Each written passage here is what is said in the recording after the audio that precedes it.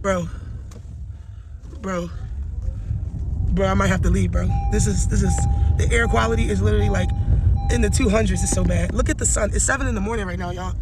Look at all that smoke. It's 7 in the morning right now, and let me show y'all the sun, bro. Bro, this is look at the sun, y'all. Bro, I'm not even about to be out here, bro. I'm out, bro.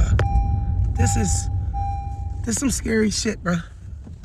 I don't think people in the world understand that this is not the fires that they're usually talking about. I know they usually over-exaggerate, but this is really what it is this time, bro. We got a phone call from a neighbor saying that our house was on fire, and we knew that there were no fire trucks in the area, so we thought we would come up and see if we could get in the area. All the stuff that's here is replaceable. People are not, so very lucky. So happy the family is the most important thing. Hey guys, welcome back again to the channel. It's so good to have you. Thank you so much for clicking when you saw this video. So in today's video, we're talking about the LA fire outbreak or wildfire in California, and this is so heartbreaking. Watching all of these videos on the internet, seeing what's happening, people whose home is being taken away by fire, seeing some families, everything has gone, like everything they have built for years, all gone. Anyway, let's go ahead, watch some of these videos from some creators. What do you think about this? Then we'll come back and talk more. Yeah. Last month, California's fire chief put out a memo saying that the cut in funding for the fire department, which was at least 17 million, I've seen different reports, 20 million, 23, whatever, was a lot. But the cut in funding has prevented them from being prepared for the increase in wildfires that they know they would be experiencing this year. Because every year in the 21st century, wildfires in California have been increasing in frequency and intensity due to a concurrence of climate change and human-fueled ignitions in previously uninhabited areas, and yet they cut the budget. Not only that, they have these penal fire farms where they train prisoners to fight alongside the fire department to help put out these fires and do prevention efforts. But yet when these prisoners are released, the laws in California make it nearly impossible for them to actually join the fire department, and reduce recidivism, because why? You can't blame nature for human incompetence. We continuously allow dangerously inept people to make decisions for us, tell us what we need to do against what we know is right, and these are the results. And to be quite honest, incompetence is probably the word they prefer, because intentional is not the word that they want us to use. The mayor of LA cut $20 million in fire control and fire funding. Insurance companies canceled homeowner fire insurance policies weeks ago in the areas that are being affected. LA fire hydrants have no water. The current administration banned controlled burns. The fire chief department was hired as a DEI expert, not because of his expertise. Oh, and the mayor of LA on a luxury vacation in Africa. Right now, the threat to the area are the wildfires and the winds, and I'm praying for the people and the animals, for their health, for their safety. But long term, the existential threat to our whole country is the lack of leadership that for some reason people keep electing in. Please open your eyes. Perspectives of the Los Angeles fires as a mom and a doctor. If you have not been living through this, personally impacted by it, you have for sure seen this unfold on the news. I mean, what is happening here is just absolutely heartbreaking and devastating.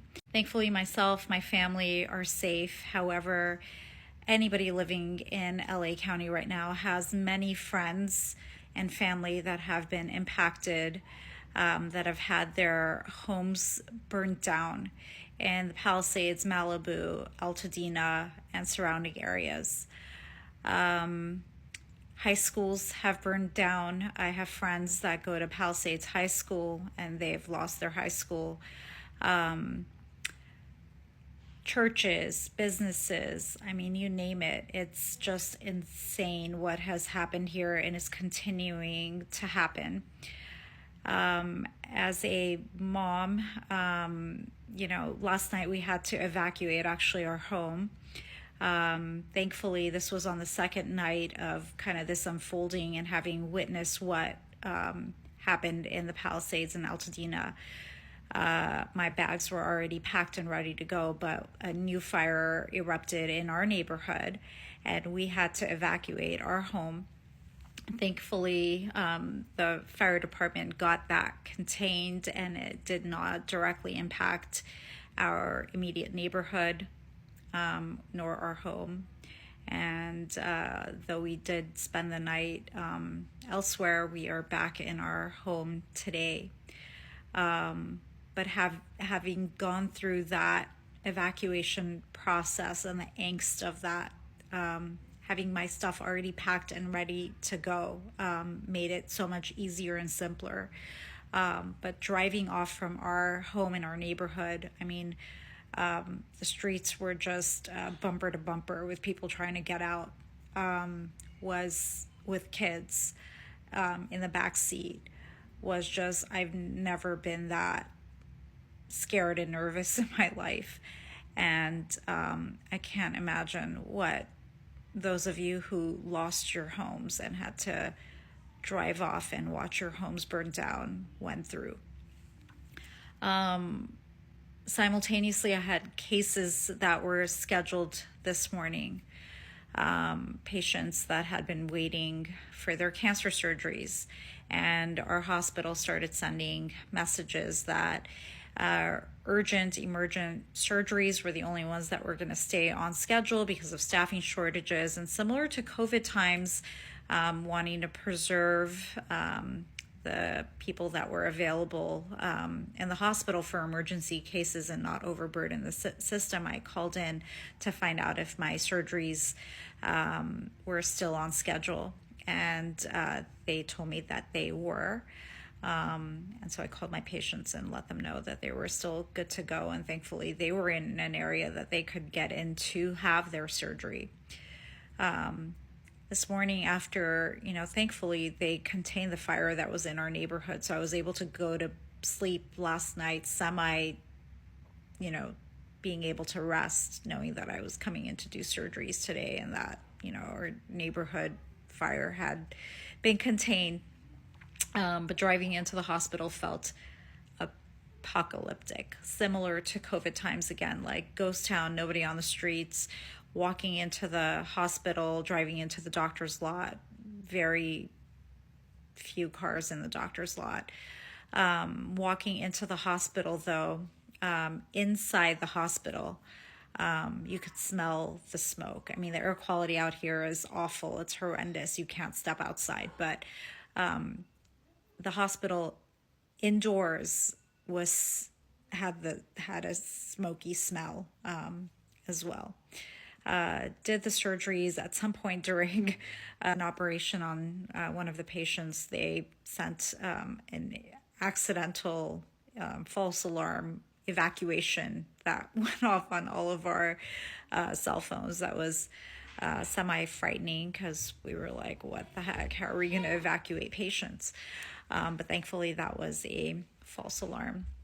And now I'm home with my family, but have my thoughts with all of you who have been directly impacted. I mean, everybody living in Los Angeles County has been impacted in some way, at the least way, if not by things like power outages that we have all experienced. I mean, I have family that has been living in the dark for like 3 days now. So even at the smallest level, not having power, water, has directly impacted people. Those of you who have had to evacuate and remain evacuated, and unfortunately those people that have lost homes, lost businesses. If it's in your heart at all to help out, I'm going to link below some ways that you can do so. And please keep Los Angeles in your prayers tonight. This fire is so strong. This is so much. When I was hearing about LA fire, I was thinking maybe just maybe there's fire that caught somewhere and destroyed the particular place. I didn't know it was an entire community, like entire place. And every day you just hear that, oh, there's this other fire started somewhere, there's another outbreak somewhere, there's another fire somewhere.